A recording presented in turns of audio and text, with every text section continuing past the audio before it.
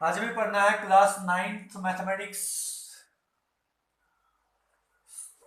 Chapter 9 circles exercise 9.5 question number 8। Question number 8 ये है, if non parallel sides of a trapezium are equal. एक trapezium है, देखिए trapezium वो फिगर होती है जिसमें दो साइड्स पैरेलल होते हैं।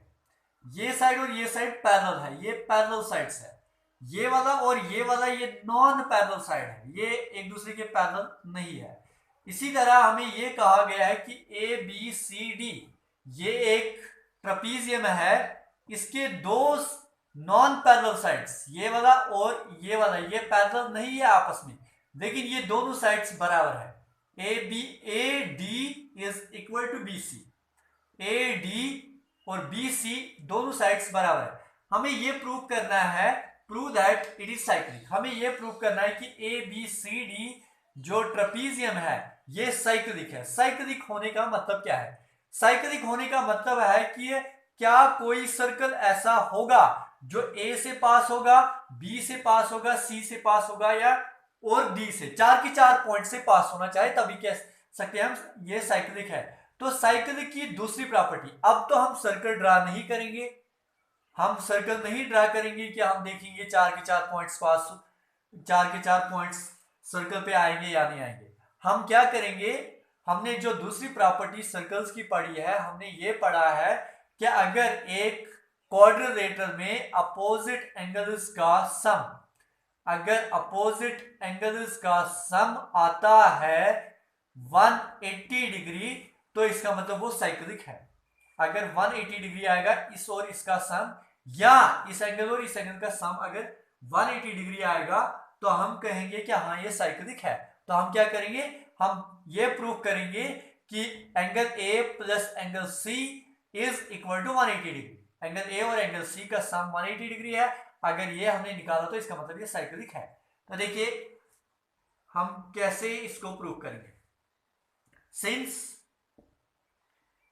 A, D and B, C are non-parallel, equal sides, equal sides of a trapezium।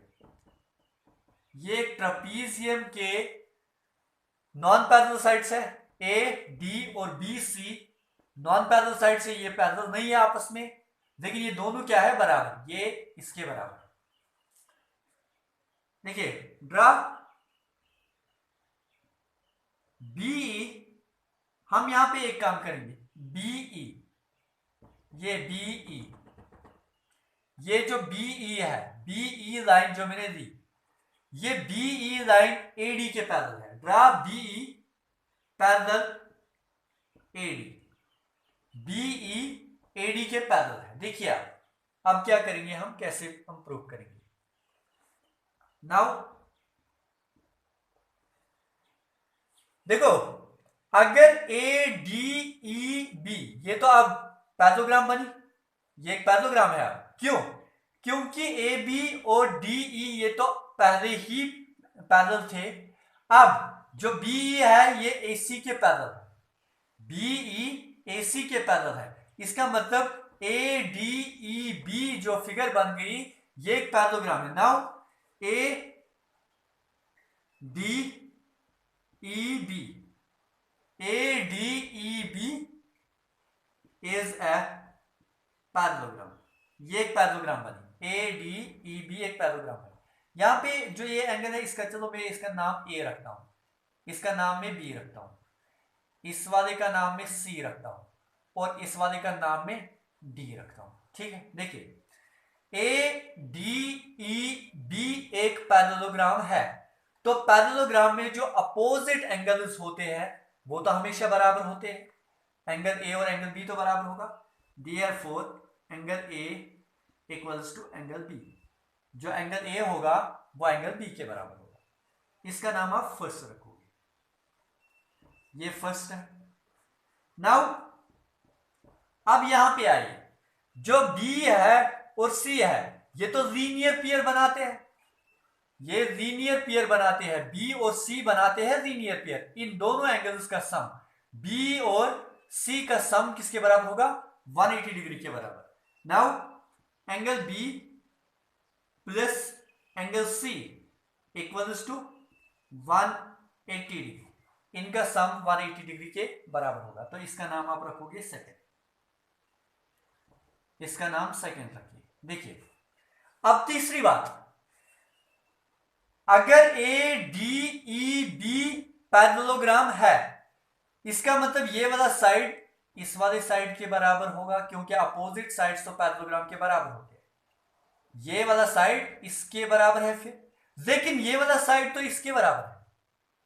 अगर ये इसके बराबर भी है, अगर ये इसके बराबर भी है, इसका मतलब ये और ये साइड बराबर होगा, ये वाला साइड और ये वाला साइड फिर बराबर होगा। Now AD equals to, AD किसके बराबर है? BE के बराबर, BE के बराबर। क्यों बराबर है?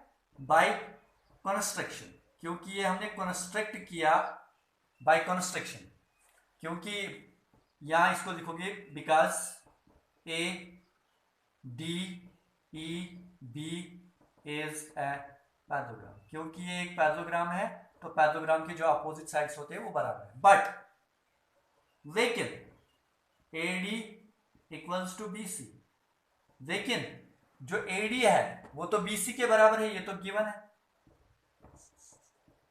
Therefore देखिए फिर से, AD अगर BE के बराबर है, AD अगर BC के बराबर है, इसका मतलब BE BC के बराबर होगा। Therefore BE equals to BC, जो BE होगा वो BC के बराबर होगा।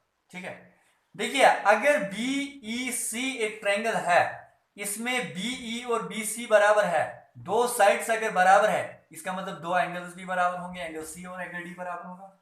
Therefore angle C equals to angle D, इसका मतलब एंगल C और एंगल D बराबर होगा। ठीक है,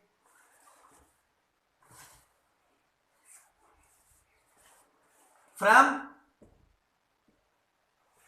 सेकंड, देखिए फिर से सेकंड के ऊपर जाएंगे, हम सेकंड के ऊपर जाएंगे। सेकंड क्या था?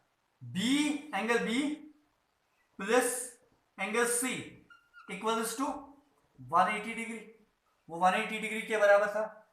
देखिए लेकिन जो एंगल B है, जो एंगल B है वो किसके बराबर है? वो तो एंगल A के बराबर है।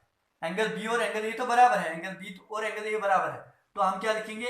इंप्लाइज एंगल B की जगह हम लिखेंगे angle A plus angle C किसके बराबर है? एंगल C तो D के बराबर है, इसका नाम आगे थर्ड रखेंगे। देखिए हमने सेकंड इक्वेशन को दोबारा लिखा, from second equation, angle B plus angle C equals to 80 degree, 180 degree, angle B plus angle C equals to 180 degree.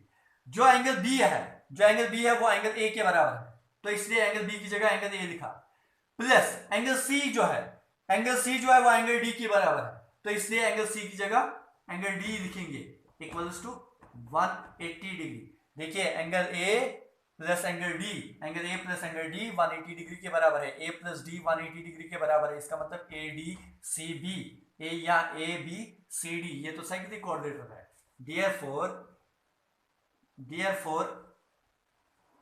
ABCD is a cyclic coordinator, इसलिए एक साइक्लिक कोऑर्डिनेटर है, because sum of opposite angles equals to 180 degree, क्योंकि opposite angles का sum 180 degree के बराबर आया, इसका मतलब ये एक साइक्लिक कोऑर्डिनेटर है।